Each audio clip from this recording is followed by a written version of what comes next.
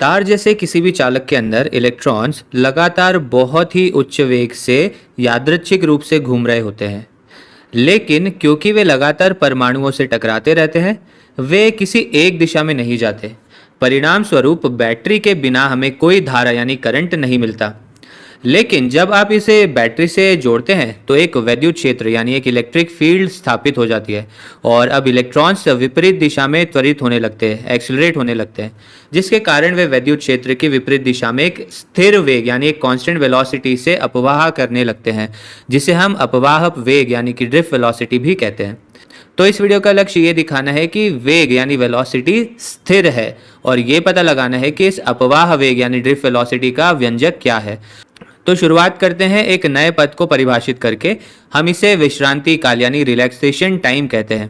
अब आप सोच रहे होंगे कि हम एक और नई चीज़ को यहाँ पर क्यों परिभाषित कर रहे हैं। इसका कारण यह है कि ये पद बाद में बहुत महत्वपूर्ण होने वाला है और हम इसे एक व्युत्पत्ति के बीच में पेश नहीं करना चाहते, इसलिए हम इसे अभी से ही आपको बता देते हैं। तो विश्रांति काल क्या होता है? इलेक्ट्रॉन लगातार इन परमाणुओं से टकरा रहे हैं, है ना।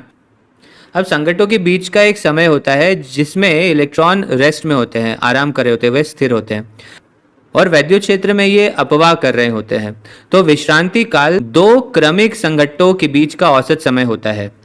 तो उदाहरण के लिए मान लेते हैं कि विश्रांति समय जो है वो 1 मिनट है। तो इसका क्या मतलब है? तो यहाँ पे होगा ये कि कुछ संगठन जो होंगे वो शायद 3 मिनट या 4 मिनट के अंतराल पर होंगे और कुछ संगठन जो होंगे वो हो सकता है कि केवल कुछ सेकंड में हो जाए, मान लीजिए 20 सेकंड में, 30 सेकंड में हो जाए। लेकिन अगर आप इन सब का औसत ले तो वो क्या आएगा? वो 1 मिनट आएगा। तो यही हमारा विश्रांति काल है और इसके लिए हम प्रतीक टाउ का उपयोग करते हैं।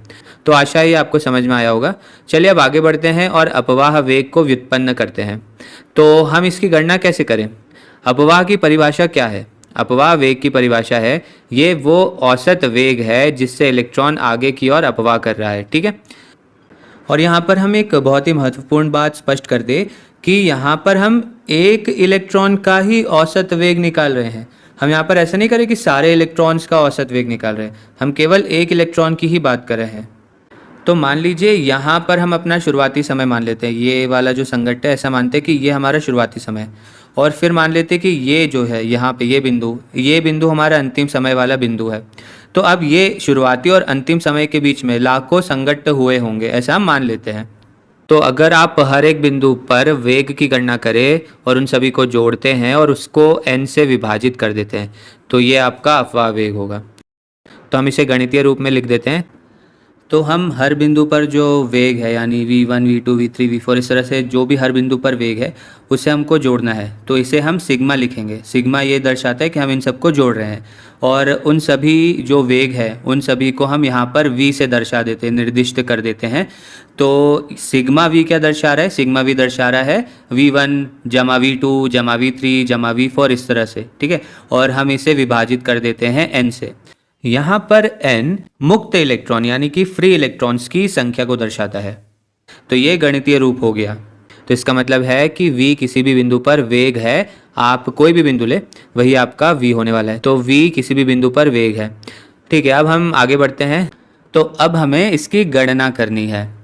इसके लिए हम ये करेंगे कि हमें पता है कि दो संगठनों के बीच में जो त्वरण है वो स्थिर है, क्योंकि संगठनों के बीच उन पर एकमात्र बल जो है वो वैद्युत क्षेत्र के कारण ही है जो एक समान है और इसलिए बल एक समान है। त्वरण जो होगा वो स्थिर होगा और इसका मतलब है कि एक समान त्वरित गति से वो चल रहा होगा। और हमें पता है कि एक समान त्वरित गति में किसी भी बिंदु पर वेग सिर्फ प्रारंभिक वेग यानी u प्लस at होता है। तो मान लीजिए हमें इस बिंदु पर वेग निकालना है। तो हम क्या करेंगे? हम ये जो संगठन हुआ था, इस बिंदु पर जो संगठन हुआ था, तो इसके तुरंत बाद जो वेग था यानी उसको हम u मान लेते। तो इसके तुरंत बाद जो वेग था उसको हम at से जोड़ देंगे, जहाँ पर a है हमारा त्वरण और t है इन दो बिंदुओं के बीच का समय, यहाँ से यहाँ तक जो भी समय लगा है इलेक्ट्रॉन को आने में वो समय। तो u प्लस at ये हमें इस बिंदु पर वेग देगा। और अगर हमें इस बिंदु पर वेग निकालना है तो हम u तो वही लेंगे, लेकिन अब जो t है तो वो यहाँ से यहाँ तक का समय जो लग रहा है वो हो जाएगा, यानी कि t यहाँ पर ज़्यादा होगा। अब ठीक इसी तरह अगर मान लीजिए हमें इस बिंदु पर वेग निकालना है, तो अब हमारा जो पिछला वाला u था हम वो नहीं ले पाएंगे। अब हमें यहाँ पर जो u होगा, इस संगट्ट के बाद जो u होगा यानी जो वेग होगा उसे हमें लेना होगा। ये u और ये वाला u अलग है। और हाँ, अब हमें at भी चाहिए, तो t कैसे मिलेगा? इन दोनों बिंदुओं के बीच में जो भी समय निकला है, इन दोनों यहाँ से यहाँ तक इलेक्ट्रॉन को आने में जो समय लगा है, तो वो t हो जाएगा। तो यहाँ पर u प्लस एटी से हमें इस बिंदु पर वेग मिल जाएगा। तो हम इसे यहाँ पर ऐसे लिख सकते हैं, सिग्मा, ये जो सिंबल है ये सिग्मा है, सिग्मा u प्लस एटी, यानी हमको ये जो सारे वेग मिलेंगे u प्लस एटी वो सभी को जोड़ना है और फिर उसे विभाजित कर देंगे n से। और हमें यहाँ बहुत सावधान रहने की आवश्यकता है। जैसे यहाँ पर ये u क्या है? u पिछली संगट्ट के ठीक बाद का वेग है और t क्या है? t पिछले संगट्ट के बाद का समय है ना। उम्मीद है कि ये समझ में आ रहा होगा। तो ये किसके बराबर है? तो अगर हम अपवाह वेग की गणना करते हैं तो ये होगा, तो हम इसे ऐसे भी लिख सकते हैं, सिग्मा u बटे n जमा a सिग्मा t बटे n। तो इसे और सरल बनाने की कोशिश करते हैं। तो पहले इस पद से शुरुआत करते हैं। तो जब आप सारे प्रारंभिक वेगों को जोड़ेंगे तो क्या होगा? तो एक चीज़ ध्यान रखिएगा, संगट्ट के जस्ट कुछ मोमेंट्स के बाद, कुछ समय के बाद जो वेग होगा वो यादृच्छिक होगा, वो रैंडम होगा। इसकी ही हम बात कर रहे हैं तब से कि ये जो गति है ये यादृच्छिक है। तो u जो होगा वो यादृच्छिक होगा, उसका मान और उसकी दिशा दोनों ही यादृच्छिक होगा।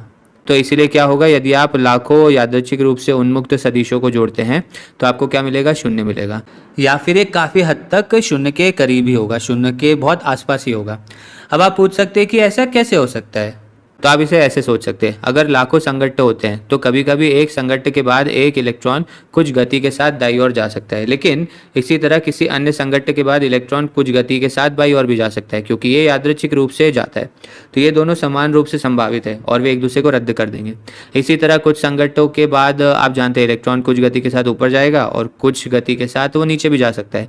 तो फिर से जब हम इसे जोड़ेंगे तो ये रद्द हो जाएंगे और इसलिए अच्छी खासी संभावना ये है कि अधिकांश एक दूसरे को रद्द कर देंगे। और अब आप पूछ सकते हैं कि ठीक है, लेकिन आप कैसे जानते हैं कि ये शून्य ही होगा? ये एक अच्छा सवाल है। तो हम कैसे कह सकते हैं कि कुछ लाख संगट्टों के बाद ये संख्या शून्य हो जाएगी? तो खैर, ये संख्या एग्जैक्टली शून्य हो इसकी भी आवश्यकता नहीं है, इसका केवल मान काफ़ी कम हो तो भी हमारा काम हो जाएगा। कैसे? क्योंकि ये इस संख्या के तुलना में काफ़ी कम हो जाएगी और हम इसको इग्नोर कर पाएंगे। तो केवल इसका मान कम भी होगा तो भी हमारा काम हो जाएगा। और हम आपको एक और तरीका बताते हैं जिससे आप इसे शून्य मान सकते हैं। अगर कोई विद्युत क्षेत्र नहीं होता, मान लीजिए अगर हम कोई विद्युत क्षेत्र नहीं लगाते तो कोई त्वरण नहीं होता, ये पद शून्य हो जाता है ना। और त्वरण के बिना, विद्युत क्षेत्र के बिना हम जानते हैं कि इलेक्ट्रॉन कहीं नहीं जाते, उनकी जो औसत धारा होती है वो शून्य होती है। और इसलिए इसका मतलब है कि अगर a शून्य है तो अपवाह वेग भी शून्य होगा और इसलिए इसका मतलब है कि ये संख्या शून्य होनी चाहिए। आशा है आपको समझ में आया होगा। चलिए ठीक है, आगे बढ़ते हैं। तो त्वरण के बारे में क्या आप उसका पता लगा सकते हैं? हाँ, हम इसका पता लगा सकते हैं। हमें पता है कि विद्युत क्षेत्र E है और उससे हम ये पता लगा सकते हैं कि बल क्या है और फिर हम न्यूटन के दूसरे नियम का उपयोग करके त्वरण का पता कर सकते हैं। तो आप वीडियो को रोकिए और खुद से इसको निकालने का प्रयास कीजिए।